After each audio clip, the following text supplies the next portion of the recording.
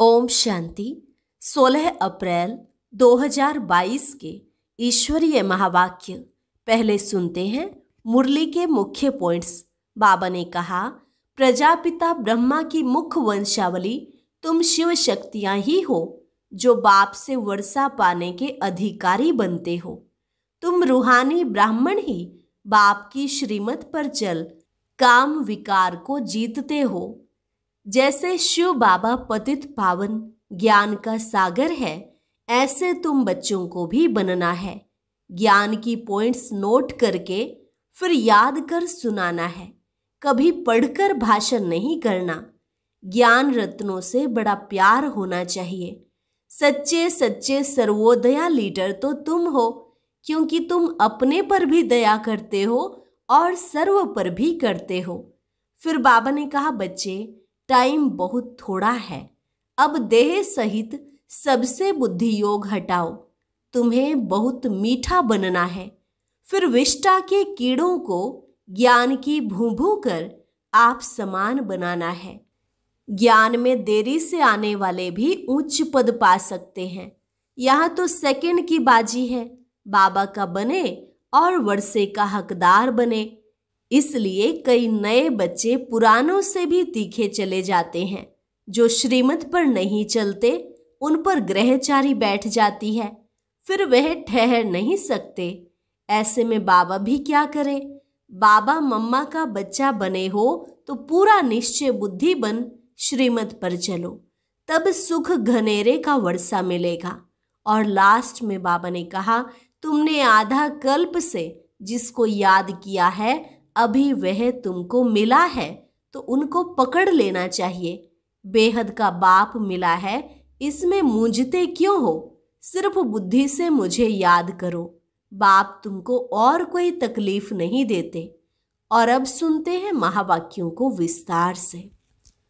मुरली का सार। मीठे बच्चे, 21 जन्मों की राजाई लेनी है तो ज्ञान धन का दान करो।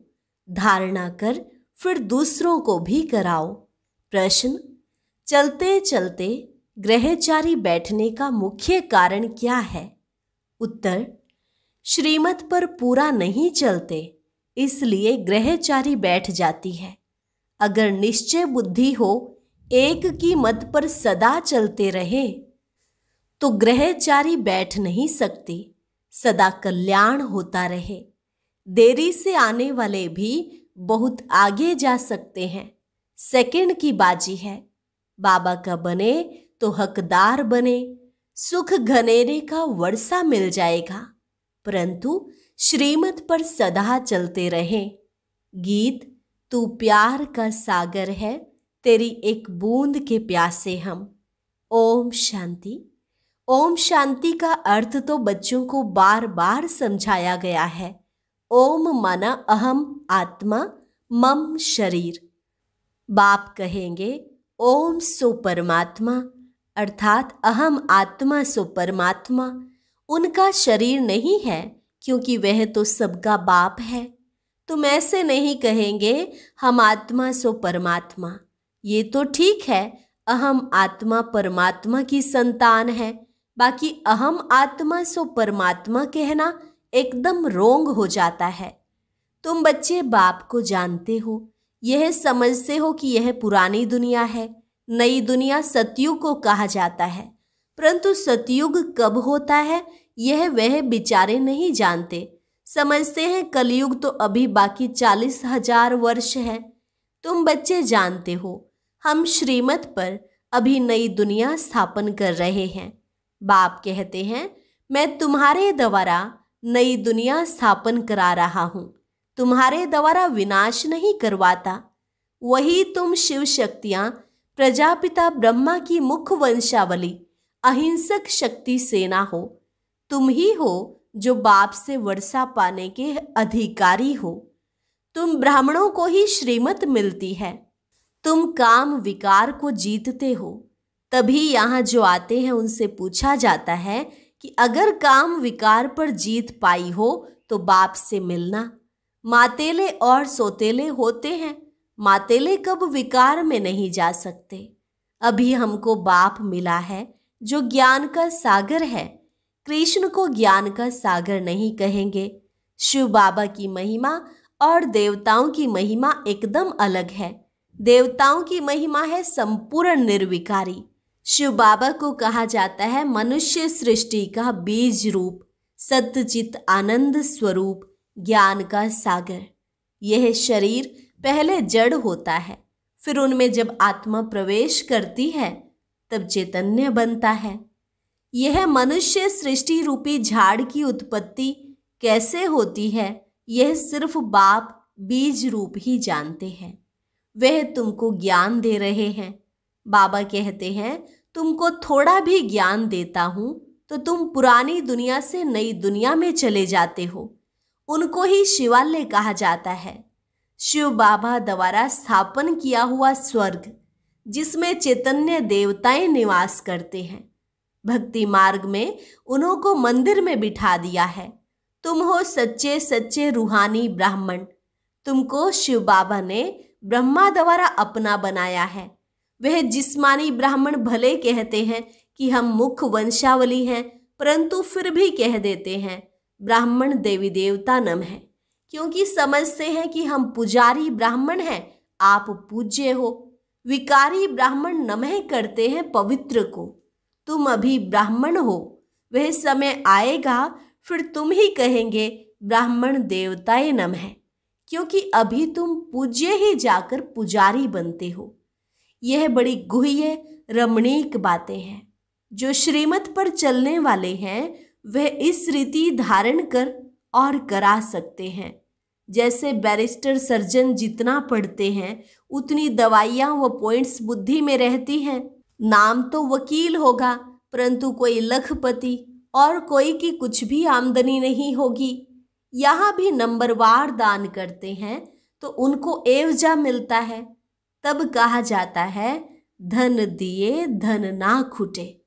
वहाँ दान करते तो अल्पकाल के लिए दूसरे जन्म में मिलता है, साहूकार के घर में जाते हैं। यहाँ तो 21 जन्म के लिए राजाई के अधिकारी बन जाते हैं। तुमको सब पॉइंट्स भी नोट करनी है। तुमको कागज पर देख भाषण नहीं करना है, परंतु बुद्धि में रख भाषण करना है। जैसे शिव बाबा ज्ञान का सागर पतित पावन है, ऐसे तुम बच्चों को भी बनना है।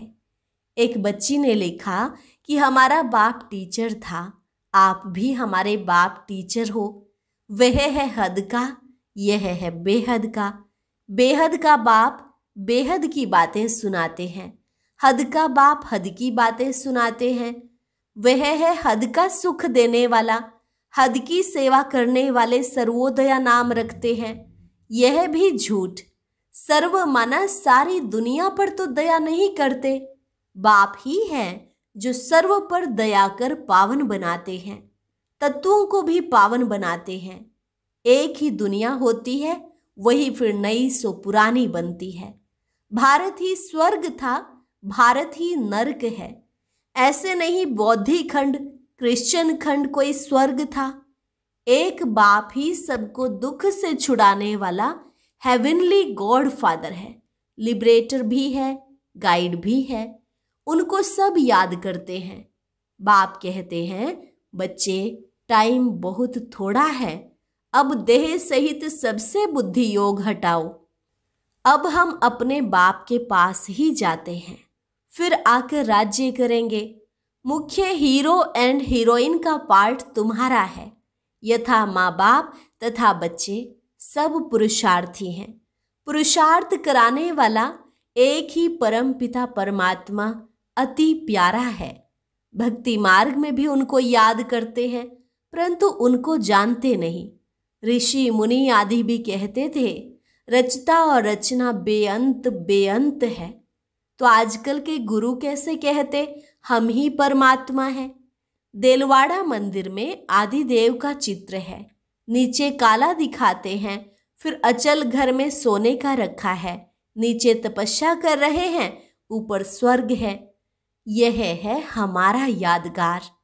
पतितों को पावन बनाते तो संगम हुआ ना, भक्ति मार्ग वाले भी होंगे।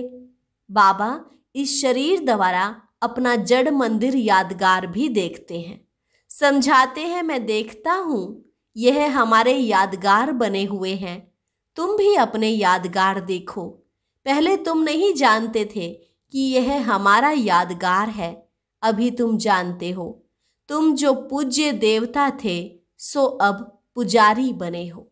हम सो देवता, हम सो क्षत्रिय, वैश्य, शूद्र, हम सो का अर्थ भी तुम ही जानते हो। नई दुनिया सो पुरानी कैसे बनती है? नई बने तब पुरानी का विनाश हो। ब्रह्मा द्वारा स्थापना तो जरूर यहाँ होनी चाहिए ना। प्रजा यहाँ रचते हैं। सूक्ष्म वतन में ब्रह्मा अकेला बैठा है। रचना रचकर पूरी की तो फरिश्ता बन गए। तुम हो प्रजापिता ब्रह्मा, मुख वंशावली, ब्राह्मण कुलभूषण, सर्वोदया लीडर, वास्तव में तुम ही हो। श्रीमत से तुम अपने पर भी दया करते हो तो सर्व पर भी दया करते हो। श्री श्री शिव बाबा बैठ तुमको श्री बनाते हैं। श्री श्री वास्तव में एक को ही कह सकते हैं। पतित पावन सर्व का सद्गति दाता एक ही है। बाकी यह है असत्य, झूठी दुनिया। इसमें जो कुछ बताते हैं वह झूठ ही झूठ है। रचता और रचना के बारे में भी झूठ ही बताते हैं। बाबा सच बताते हैं। इसको सत्यनारायण की कथा कहा जाता है। तुम ज्ञान से देखो क्या से क्या बन रहे हो। श्रीमत पर जितना चलेंगे उतना उच्च पद पाएंगे। बेहद के बाप से बेहद का वर्षा लिया जाता है, इसलिए श्रीमत भगवत गीता कहा जाता है। बाकी शास्त्र है उनकी रचना। गीता माई बाप है। गीता खंडन करने से वर्षा किसको भी नहीं मिलता। यह बातें तुम बच्चे ही जानते हो। ऐसे भी नहीं कि जो पुराने हैं वही होशियार होंगे। कई नए पुरानों से भी तीखे जाते हैं। देरी से आने वाले भी उच्च पद पालेंगे। सेकंड की तो बाजी है। बाबा का बना और हकदार बना। अगर कोई ठहर नहीं सकते तो बाबा क्या करे? निश्चय बुद्धि हो, श्रीमत पर चले तो बस। जैसे उस कमाई में दशा बैठती है वैसे यहाँ भी दशाएं बैठती हैं। ग्रहचारी भी बैठ जाती है क्योंकि श्रीमत पर नहीं चलते। बाकी है बिल्कुल सहज बात। बाबा मम्मा का बच्चा बना तो सुख घनेरे का वर्षा मिलता है। एक की मत पर चलने से ही कल्याण है। जिसको तुमने आधा कल्प याद किया अभी वह तुमको मिला है तो उनको पकड़ लेना चाहिए। इसमें मूंझते क्यों हो?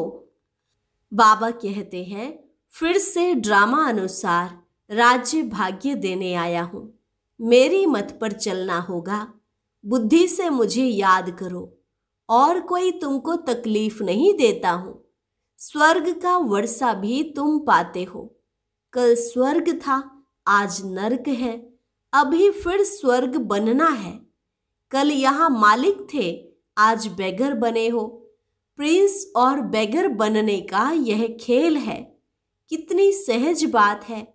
देही अभिमानी नहीं बनते, इसमें ही मेहनत है। सन्यासी लोग कहते हैं, तुम्हें क्रोध आता है तो तुम मुख में मुलहरा डाल लो, ताबीज डाल लो। यह दृष्टांत सब इस समय के हैं। भ्रमरी का मिसाल भी यहाँ के लिए है। विष्टा के कीड़े को आप समान बनाती है। कमाल है। बरोबर इस समय सब विष्टा के कीड़े हैं। उनको तुम ब्राह्मणियाँ भू भू करती हो। कोई तो ब्राह्मणी या ब्राह्मण उड़ने लायक बन जाते हैं, कोई शूद्र का शूद्र रह जाते हैं। सर्प का मिसाल भी यहाँ का ही है। तुम अपने को आत्मा समझो। यह पुरानी खाल उतार, सतयुग में नई खाल लेनी है। बाप है ज्ञान का सागर। गीता कितनी छोटी बनाई है। श्लोकों को कंठ कर लेते हैं। सब लोग उन पर फिदा हो जाते हैं। गीता पढ़ते पढ़ते कलयुग का अंत आ गया है। सदगति किसको भी नहीं मिलती। तुमको थोड़ा ही ज्ञान देता हूँ तो तुम स्वर्ग में चले जाते हो। कितना मीठा बनना है, धारणा करनी है। विचार सागर मंथन करना है। दिन में धंधा करो, बहुत कमाई होगी। सवेरे सवेरे आत्मा रिफ्रेश होती है। बार बार अभ्यास करने से आदत पड़ जाएगी। अभी जो करेगा वह उच्च पद पाएगा। निश्चय बुद्धि विजयंती, संशय बुद्धि विनश्यंती। बेहद का बाप मिला है, इसमें संशय क्यों लाऊं? शिव बाबा विश्व का मालिक बनाते हैं, उसको क्यों भूलना चाहिए? इन ज्ञान रत्नों से बड़ा प्यार होना चाहिए। महादानी बाप तुमको विश्व का मालिक बनाते हैं। यह ज्ञान का एक एक रत्न लाखों रुपयों का है।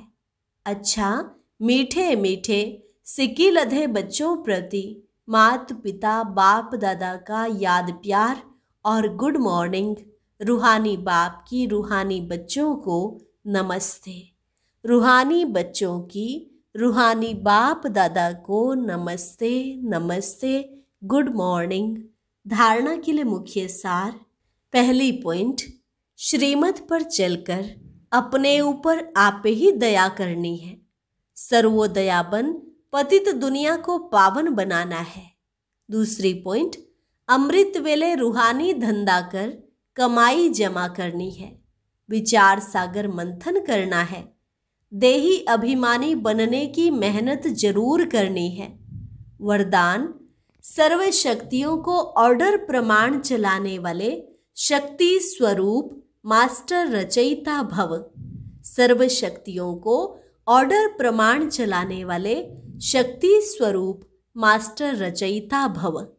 जो बच्चे मास्टर सर्वशक्तिवान की अथॉरिटी से शक्तियों को ऑर्डर प्रमाण चलाते हैं, तो हर शक्ति रचना के रूप में मास्टर रचयिता के सामने आती है, ऑर्डर किया और हाजिर हो जाती है। तो जो हजूर अर्थात बाप की हर कदम की श्रीमत पर हर समय जी हाजिर व हर आज्ञा में जी हाजिर करते हैं, तो जी हाजिर करने वालों के आगे हर शक्ति भी जी हाजिर व जी मास्टर हजूर करती है। ऐसे ऑर्डर प्रमाण शक्तियों को कार्य में लगाने वालों को ही मास्टर रचयिता कहेंगे। स्लोगन, सिंपल बन, अनेक आत्माओं के लिए सैंपल बनना, यह भी बहुत बड़ी सेवा है। सिंपल बन, अनेक आत्माओं के लिए सैंपल बनना, यह भी बहुत बड़ी सेवा है। अभी है मातेश्वरी जी के अनमोल महावाक्य, डायरेक्ट ईश्वरीय ज्ञान से सफलता। हमें यह जो अविनाशी ज्ञान मिल रहा है, यह डायरेक्ट ज्ञान सागर परमात्मा द्वारा मिल रहा है। इस ज्ञान को हम ईश्वरीय ज्ञान कहते हैं, क्योंकि इस ज्ञान से मनुष्य जन्म जन्मांतर दुख के बंधन से छूट जाते हैं, कर्म बंधन में नहीं आते। इसलिए ही इस ज्ञान को अविनाशी ज्ञान कहा जाता है। अब यह ज्ञान सिर्फ एक ही अविनाशी परमपिता परमात्मा द्वारा हमें प्राप्त होता है, क्योंकि वो खुद अविनाशी है। बाकी तो सब मनुष्य आत्माएं जन्म मरण के चक्र में आने वाली हैं। इसलिए उनसे मिला हुआ ज्ञान हमें कर्म बंधन से छुटकारा देने वाला नहीं है। इस कारण उन्हों के ज्ञान को मिथ्या ज्ञान अथवा विनाशी ज्ञान कहेंगे। लेकिन यह देवताएं सदा अमर हैं, क्योंकि इन्होंने अविनाशी परमात्मा द्वारा यह अविनाशी ज्ञान प्राप्त किया है। तो इससे सिद्ध है कि परमात्मा भी एक है, तो उसका ज्ञान भी एक है। इस ज्ञान में दो मुख्य बातें बुद्धि में रखनी है। एक तो इसमें विकारी कलयुगी संग दोष से दूर रहना है, और दूसरी बात कि मलेच्छ खान पान आदि की परहेज रखनी है।